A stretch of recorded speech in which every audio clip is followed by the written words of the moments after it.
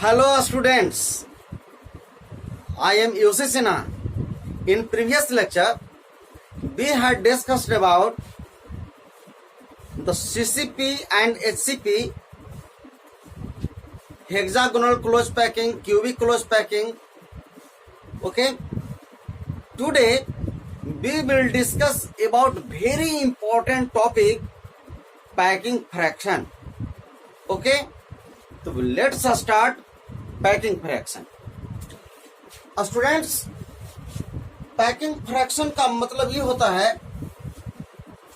उसको पैक करना है। जैसे सपोज डैट मान लेते हैं कि रूम है, अब इसका एक अपना वॉल्यूम होगा, एरिया होगा। अब उसमें हमको कोई खास डिजाइन में पैक करना है, तो कितना परसेंट पैक हुआ और कितना परसेंट खाली रह जाएगा, ठीक है ना। तो पूरे जो वॉल्यूम है, जो रूम का जो वॉल्यूम है, उसके तुलना में स्फेरिकल पार्टिकल्स का कितना वॉल्यूम ऑक्युपाई हो रहा है, इसी रेशियो को हम लोग बोलते हैं पैकिंग फ्रैक्शन। तो सिंपल सा डेफिनेशन है कि the ratio of volume of particles, spherical particles to the total volume of cubic system is called packing fraction। उस रेशियो को हम लोग बोलते हैं पैकिंग फ्रैक्शन बोलते हैं। तो पहले एक डेफिनेशन लिखिएगा packing fraction. Packing fraction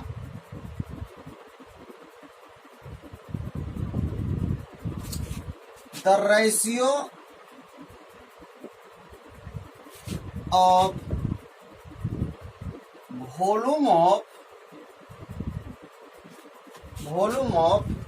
spherical particles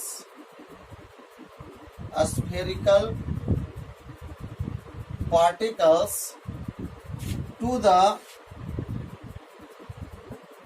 total volume of cubic system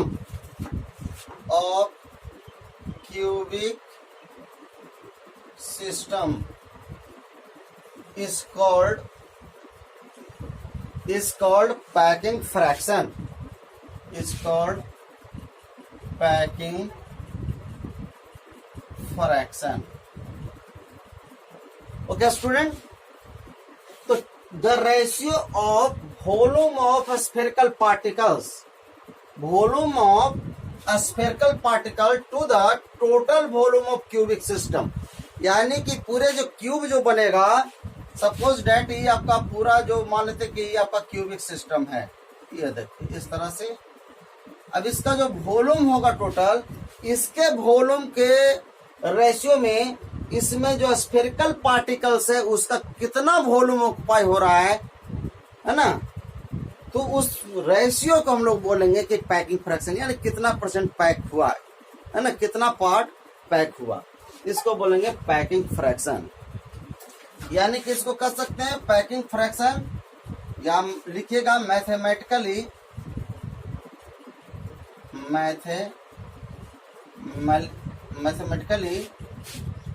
it can be written as, इसको लिख सकते हैं packing fraction equal two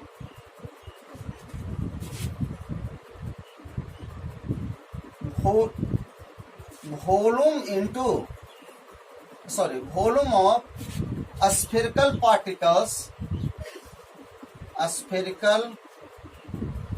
particles by volume of cubic system.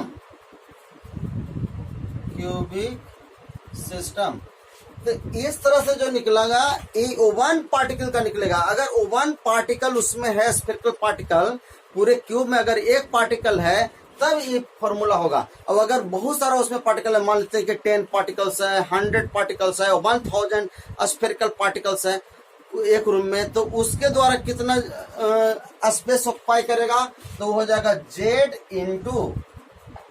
Z into Z क्या हो गया, नंबर ऑफ टोटल पार्टिकल्स उसमें कितने हैं, where Z is equal to number of total spherical particles, total spherical particles. जैसे suppose that total spherical particles का मतलब ये हो गया कि अगर सिस्टम सिंपल क्यूबिक में है, प्रिमिटिव यूनिट सेल है, तो वहां पर तो नंबर ऑफ पार्टिकल्स कितने होते हैं, 1 होते हैं, तो वहां पर सिंपल क्यूबिक सिस्टम के लिए जेड का वैल्यू 1 रखेंगे। अगर बीसीसी में दिया हुआ है तो बीसीसी सिस्टम के लिए जेड का वैल्यू 2 हो जाएगा, यानी कि 2 पार्टिकल्स के लिए हम लोग निकालेंगे। एफसीसी रहेगा तो जेड इज इक्वल टू 4 होगा, तो जेड का वैल्यू 4 रख करके, यानी कि 4 इंटू इतना हो जाएगा, ठीक है ना। तो यहाँ पर जेड इंटू इतना हो गया।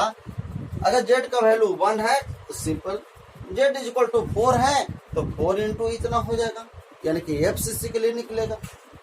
क्लियर है, तो जेड इंटू हो जाएगा volume of spherical particle by volume of cubic system. Clear है, चलिए इसको नोट कीजिए।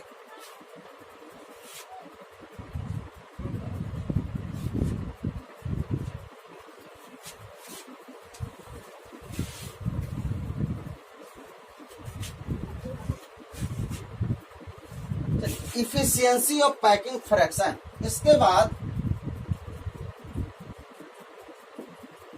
Efficiency of packing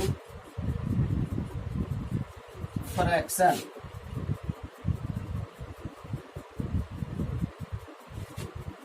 efficiency of packing fraction. Efficiency of packing fraction का मतलब ये हो गया कि जो पैकिंग फ्रैक्शन आपने देखा, ये packing fraction Z into volume of spherical particle by total volume of cubic system. तो अब इफिशियंसी का मतलब होता है ज्यादा कुछ नहीं है, बस परसेंट के टर्म में लेना, परसेंटेज फॉर्म में लेना है, यानी कि कितना परसेंट पैक हो रहा है। यहाँ पर तो सिंपल पैक हो रहा था, volume of spherical particle by volume of cubic system, है ना, जेड पार्टिकल के द्वारा। अब है कि जेड पार्टिकल के द्वारा जो वॉल्यूम है, ये परसेंटेज कितना है, इसको परसेंट के टर्म में ले लेंगे, यानी कि 100 से मल्टीप्लाई कर देंगे। ओके, तो जब 100 से मल्टीप्लाई कर देंगे तो उस स्थिति में जो बनेगा उसको हम बोलेंगे efficiency of packing fraction. Clear है, तो चलिए बस एक लाइन में इसको लिखना है कि percentage packing fraction, percentage packing fraction, packing fraction of cubic system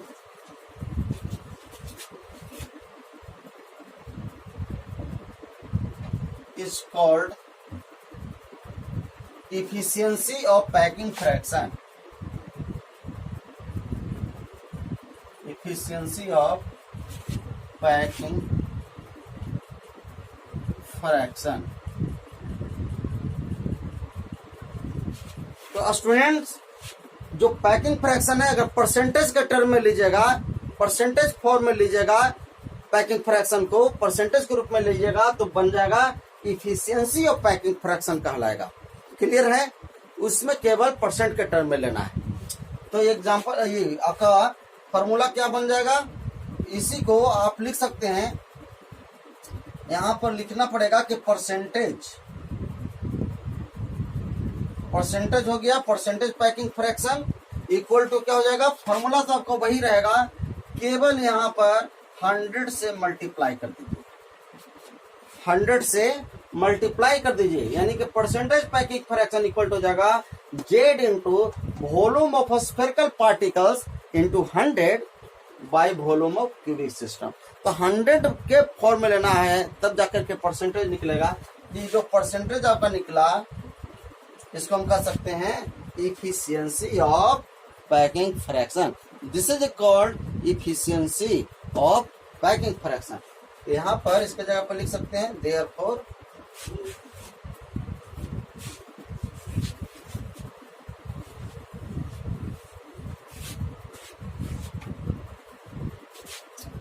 therefore efficiency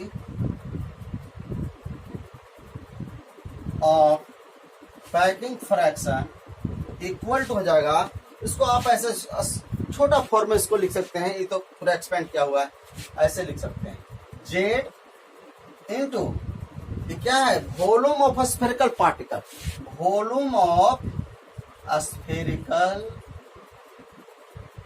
particles by volume of cubic system, volume of cubic, बस वॉल्यूम ऑफ क्यूबिक सिस्टम भी लिख सकते हैं, इंटू 100,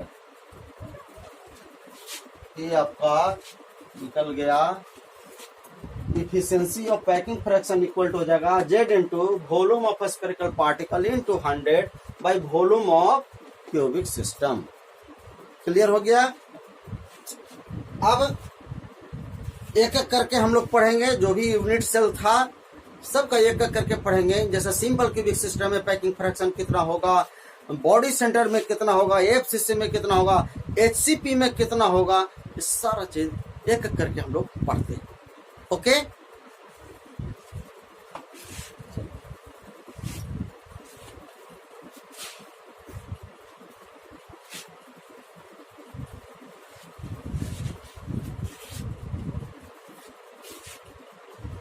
तो सबसे फर्स्ट में है कि packing fraction of simple cubic system, simple cubic system और प्रिमिटिव यूनिट सेल, प्रिमिटिव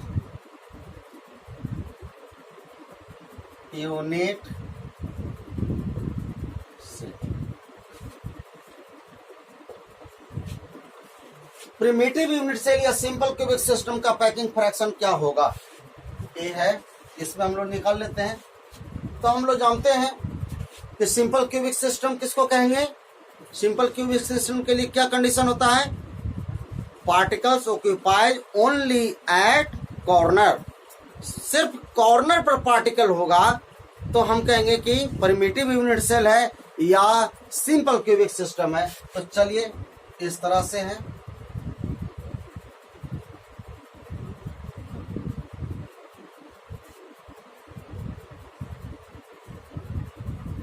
ये हो गया सिंपल क्यूबिक सिस्टम। तो सिंपल क्यूबिक सिस्टम में सिर्फ कहां पर रहेगा, पार्टिकल कॉर्नर पर रहेगा और दो सब आपस में क्या होता है, इंटरैक्ट कर जाता है, सब आपस में टच करता है। तो चलिए मान लेते हैं कि यहाँ से लेकर के यहाँ तक आपका ये है, तो सब आपका ये होगा। तो चलिए दो पार्टिकल कॉर्नर पर बड़ा सा ले लेते हैं, पहले भी कैलकुलेशन किया हुआ है ना, कैलकुलेशन तो पहले क्यों हुआ था। इसको ये मान लेते हैं, इसको बी मान लेते हैं, यहाँ तक ER है, इसका ER मिल जाएगा तो 2R, AB equal to 2R हो गया, AB इज इक्वल टू होता है 2R। और AB को क्या मान लेते हैं, A, तो A इक्वल टू 2R हो गया, क्योंकि AB इज इक्वल टू क्या है, A मान लिए, एज लेंथ, तो एज लेंथ कितना हो गया, A हो गया, इसलिए A इक्वल टू 2R इस सिंपल क्यूबिक सिस्टम के लिए हो गया, है ना, for simple cubic system, simple cubic system के लिए as length equal to 2R हो गया। ओके, चलिए अब क्या करते हैं, सिंस वी नो दैट, देखिए पैकिंग फ्रैक्शन कैसे निकालेंगे। सबसे पहले हम ये जानना चाहेंगे कि इसमें एक स्फेरिकल का वॉल्यूम कितना होगा, उसके बाद जानेंगे कि इसमें टोटल स्फेरिकल कितना होगा, है ना, अब पूरे वॉल्यूम क्यूब का कितना होगा, तीन चीज आपको निकालना पड़ेगा। तो सबसे पहले हम लोग क्या करते हैं कि एक पार्टिकल का, अगर एक स्फेरिकल पार्टिकल है तो उसका वॉल्यूम निकालते हैं। तो वी नो दैट,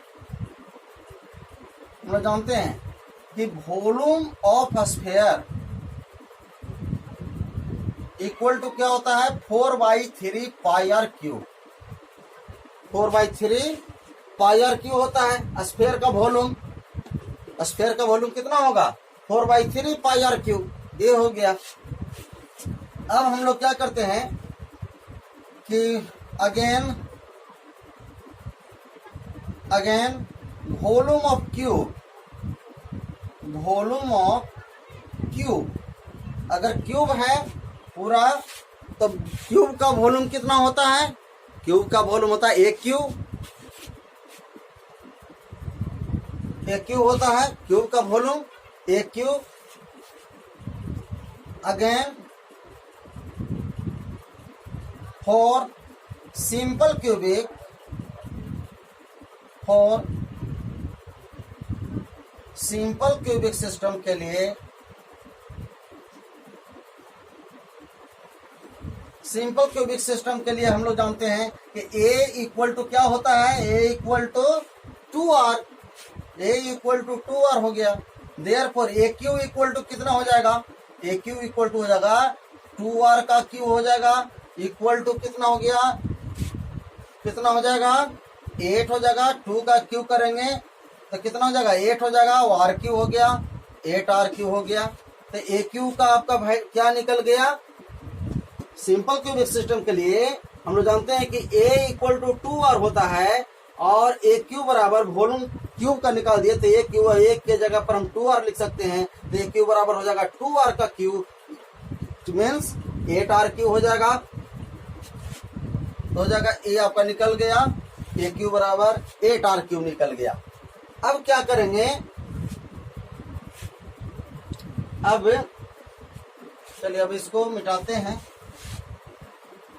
ये तो आप जानेंगे किस तरह से हो जाएगा।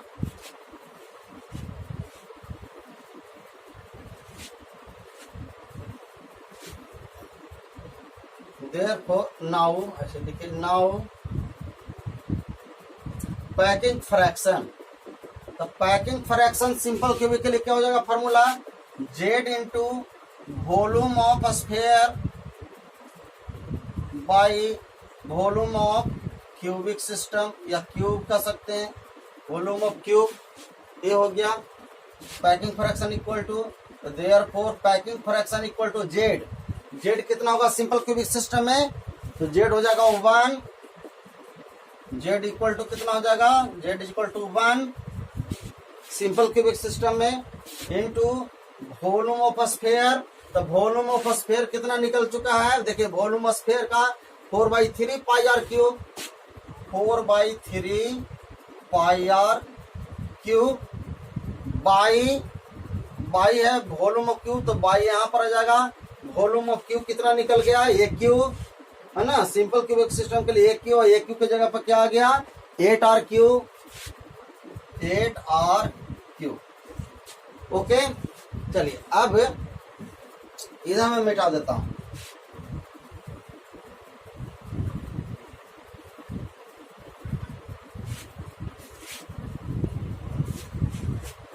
अब आप कैलकुलेशन करेंगे तो हो जाएगा पैकिंग फ्रैक्शन इक्वल टू 1, तो 1 हो गया, तो हो जाएगा 4 2 जा, यहीं पर काट देते हैं, 4 2 जा 8 हो गया, तो ऊपर क्या बच गया पाई आर क्यू बाई 6 हो गया, 3 2 जा 6 आर क्यू, तो केवल बच गया आर क्यू से आर क्यू कैंसिल हो गया, तो पैकिंग फ्रैक्शन इक्वल टू हो जाएगा पाई, पाई का वैल्यू कितना हो गया 3.14 पाई 6,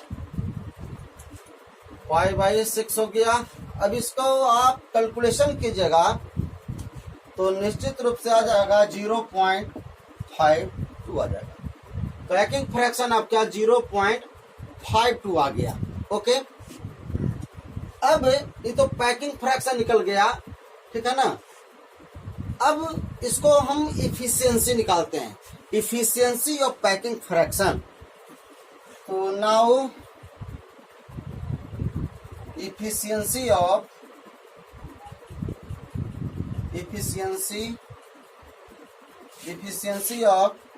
पैकिंग फ्रैक्शन इक्वल टू हो जाएगा, परसेंटेज टर्म में ले लेते हैं, परसेंटेज टर्म में तो हो जाएगा 0.52 इंटू 100 से मल्टीप्लाई कर देंगे। पैकिंग फ्रैक्शन को डायरेक्ट अब क्या कर दिए, मल्टीप्लाई कर दिए 100 से, तो 100 से मल्टीप्लाई कर दीजिए तो क्या हो गया 52 आ जाएगा, यानी कि 52% आपका आ गया। तो इफिशियंसी कितना निकला सिंपल क्यूबिक सिस्टम का? 52%। 52% निकल गया इफिशियंसी। इसका मतलब क्या हो गया? मतलब ये हो गया कि जैसे सपोज डेट, ये जो आपका क्यूबिक सिस्टम था, ये जो आपका क्यूबिक सिस्टम है सिंपल क्यूबिक में केवल कॉर्नर पर होता है पार्टिकल। अगर ऐसा सिस्टम से हम अरेंज करें, यानी कि सिस्टम अगर हम सिंपल क्यूबिक में लें, तो इसका केवल आपका जो पैक आप जो कर सकते हैं, क्या कितना कर सकते हैं? 52% ही पैक होगा इससे, ठीक है ना। ये इसका इफिशियंसी है, यानी कि पूरे में 52%, यानी कि बाकी कितना रह गया? एम्प्टी कितना रह जाएगा?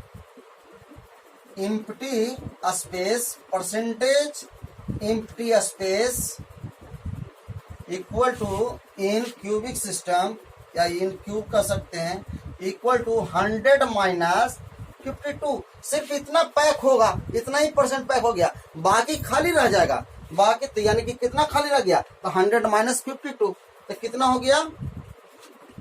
कितना बच गया? 48 बच जाएगा। तो 48% आपका क्या रह गया? इससे 48% पैक नहीं होगा, खाली रह जाएगा। अगर आप सिंपल क्यूबिक सिस्टम में आप इसको पैक करना चाहते हैं, तो सिर्फ आप कितना कर पाएंगे? सिर्फ 52% कर पाएंगे, बाकी तो आपका इतना परसेंट क्या रह गया? एम्प्टी रह जाएगा। समझ गए? तो ये भी एक क्वेश्चन पूछता है कि इसमें एम्प्टी परसेंट कितना है, कितना परसेंट एम्प्टी रह जाएगा, या कितना परसेंट इफिशियंसी है। इफिशियंसी हो गया आपका, परसेंट में निकाल दीजिए पैकिंग फ्रैक्शन 52%। क्लियर हो गया? तो दूसरे से भी कंपेयर कर सकते हैं। आगे निकालते हैं, बीसीसी के लिए निकालते हैं, देखते हैं बीसीसी में आपका कितना हो जाएगा, है ना। फिर उसको कंपेयर करेंगे कि हमारा सिंपल क्यूबिक सिस्टम में अरेंज करना सही होगा, या बीसीसी में सही होगा, या एफसीसी में, किसमें हम ज्यादा से ज्यादा पैक कर सकते हैं, कौन सा सिस्टम में कर सकते हैं, है ना। तो सिंपल क्यूबिक में तो पता चल गया कि इतना परसेंट आप कर सकते हैं, जरा बीसीसी में देखिए कि कितना परसेंट कर सकते हैं। ओके,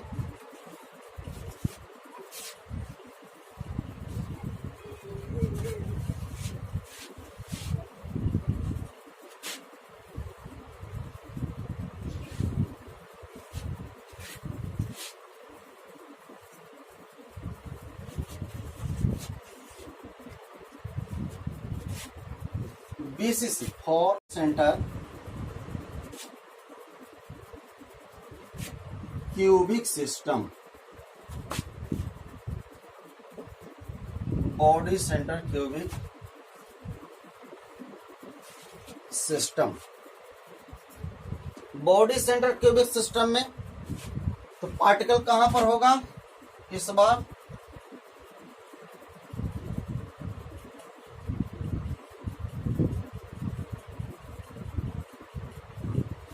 एक क्यूब है, तो कॉर्नर के अलावे, कॉर्नर पर तो होगा ही, इसके अलावे कहां पर होगा? Inside the body, inside the body होगा, तभी हम कह सकते हैं कि बॉडी सेंटर क्यूबिक सिस्टम है। ओके, चलिए अब इसमें हम निकालते हैं फॉर बीसीसी। बीसीसी क्या होगा? Z equal to number of particles per unit cell in BCC कितने होते हैं? 2। तो जेड इक्वल टू 2 हो गया। क्लियर? अब हम लोग क्या करते हैं कि volume of cube, sorry volume of sphere, फिर वही हो गया ये 4/3 पाई आर क्यूब। ये तो रहेगा ही, स्फेयर का पार्टिकल तो इतना होगा। अब वॉल्यूम ऑफ क्यूब निकालना है, तो again we know that, again for BCC, BCC के लिए वी नो डैट हम लोग क्या जानते हैं? बीसीसी के लिए हम लोग जानते हैं कि 4r इक्वल टू √3a। ये तो पहले क्लियर किया हुआ कि इसका डायगोनल √3a होता है ना, बॉडी सेंटर का। तो 4r इक्वल टू √3a, यानी कि a इक्वल टू क्या हो जाएगा 4/√3, a इक्वल टू, ठीक है। देयरफॉर AQ इक्वल टू, चूंकि AQ क्या हो गया वॉल्यूम ऑफ Q, तो डायरेक्ट यहाँ पर आप ऐसे भी लिख सकते हैं। यहाँ पर ये तो आपका स्फीयर का वॉल्यूम इतना हो गया, अब वॉल्यूम ऑफ Q कितना हो जाएगा AQ। वॉल्यूम ऑफ Q कितना निकलेगा, Q का वॉल्यूम तो AQ होना है, तो AQ, तो देयरफॉर वॉल्यूम ऑफ Q क्या हो जाएगा, वॉल्यूम ऑफ Q कितना हो जाएगा, AQ जब होगा तो इक्वल टू हो जाएगा, A कितना निकल गया BCC के लिए 4r/√3 का Q कर देंगे, ये निकल जाएगा। A बराबर इतना होता है BCC के लिए, तो वॉल्यूम ऑफ Q AQ होता है, वॉल्यूम ऑफ Q AQ, तो AQ बराबर क्या हो जाएगा, तो A का Q कर देंगे, तो A बराबर होता है 4r/√3 का Q कर देंगे इतना। तो क्या बन गया, और लिख सकते हैं volume of Q equal to क्या हो जाएगा 4 का Q करेंगे तो कितना हो जाएगा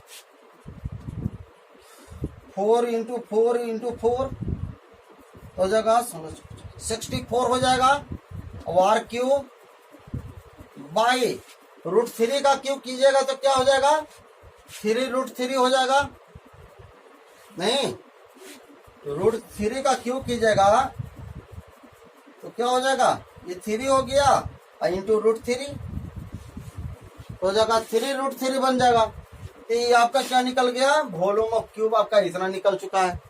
अब आप पैकिंग फ्रैक्शन निकाल सकते हैं, therefore packing fraction equal to हो जाएगा Z into volume of sphere by volume of cube. अब वैल्यू पुट कीजिए, तो वैल्यू पुट करते हैं, इसको चलिए मिटाते हैं।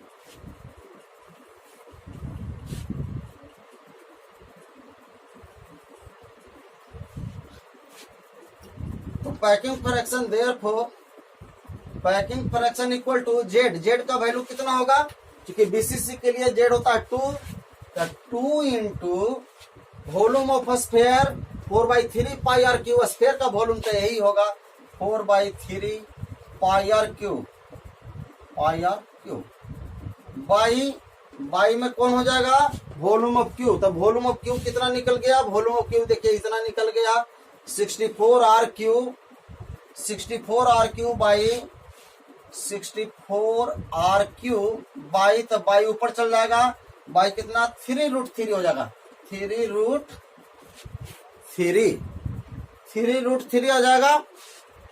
अब इसका कैलकुलेशन करते हैं, तो इसका कैलकुलेशन कीजिएगा तो हो जाएगा PA packing fraction equal to, अब देखिए क्या होगा, ये आपका डायरेक्ट कैंसिल हो जाएगा, 3 से 3 तो कैंसिल हो रहा है, 4 से 16 टाइम्स में कैंसिल हो जाएगा, RQ से RQ कैंसिल हो रहा है, 8 से 8 टाइम्स में कैंसिल हो जाएगा 16। तो अब क्या बच गया, अब बच गया आपका पैकिंग फ्रैक्शन इक्वल टू, ऊपर बच गया √3 और नीचे क्या बच गया 8, और तो कुछ नहीं बच गया, √3/8 आपका बच गया। अब पाई बचा हुआ है, पाई ऊपर में बचा हुआ है इंटू पाई। अब इसको कैलकुलेशन करेंगे तो पैकिंग फ्रैक्शन, चलिए अब इसको मिटा देते हैं।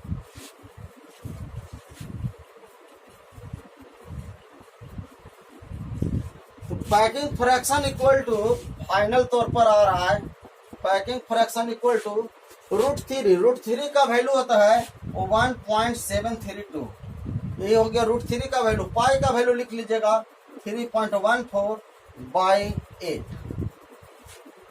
इस तरह से। अब इसका कैलकुलेशन कीजिएगा तो निश्चित रूप से आ जाएगा 0.679, करीब इतना आ जाएगा। इसको आप लिख सकते हैं 0.679 0.68 आप लिख सकते हैं, इसको 8 बना सकते हैं आप, तो 0.68 आ जाएगा, इसको लमसम में 68 आ जाएगा। तो इतना आ गया आपका पैकिंग फ्रैक्शन। इसका मतलब इसका इफिशियंसी ऑफ पैकिंग फ्रैक्शन कितना होगा, देयरफॉर इफिशियंसी ऑफ, यानी कि डायरेक्ट लिखे efficiency of packing fraction equal to हो जाएगा percentage packing fraction, percentage packing fraction.